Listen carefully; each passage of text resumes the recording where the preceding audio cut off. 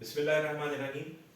हमारी जो रिट की अंडरस्टैंडिंग के बारे में सीरीज वीडियोस की शुरू हुई है, उसमें हमने रिट की मेंटेनेबिलिटी के हवाले से और रिट की काइंड्स के हवाले से डिस्कशन अभी तक की है।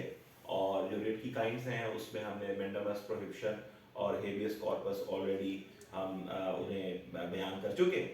और आज जो चीज़ हम डिस्कस करेंगे दैट इज रिट ऑफ को वारंटो। को warranto is a very important unique kind of writ petition और रिट का ऑर्डर जिसके अंदर आप एक ऐसा रिलीफ ले सकते हैं जो ईवान बाला में बैठे हुए लोगों को हिला सकता है। को वारंटो जो है वो वारंटो का लफ्ज ही वारंट से है कि इजाजतनामा क्या है किसी शख्स के पास कि उसने किसी सीट पर विराजमान हुआ है और वो सीट जो है किसी सरकारी ओहदे से रिलेटेड है।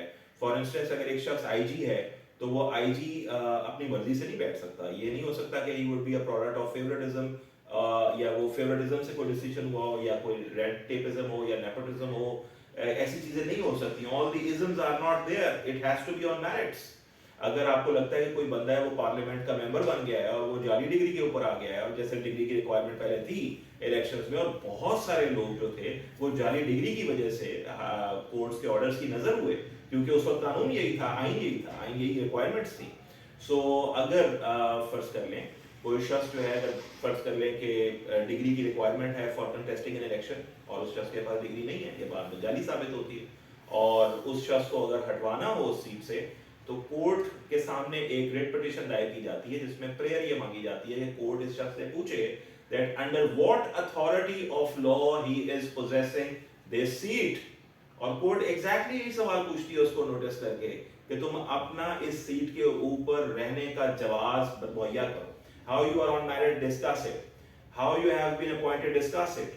And defend your case that you should remain on this seat. अगर वो कोर्ट को फर्ज कर ले एग्री कर लेता है, कोर्ट को कन्विंस कर लेता है, तो कोर्ट उसको उस सीट पर रहने देगी, वरना कोर्ट उसको उस सीट से हटा सकती है।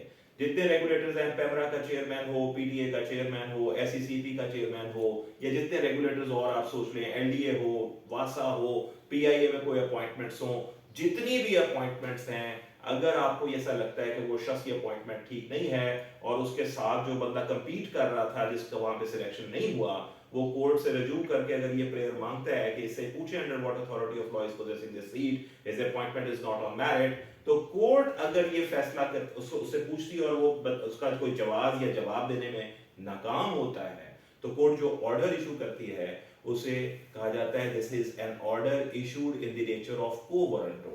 और अगर उसका वारंट नहीं निकलता, यानी उसकी कोर्ट के पास कोई इजाजतनामा नहीं निकलता है, वो सही साबित नहीं होता, तो कोर्ट उसको उस सीट से हटा भी सकती है।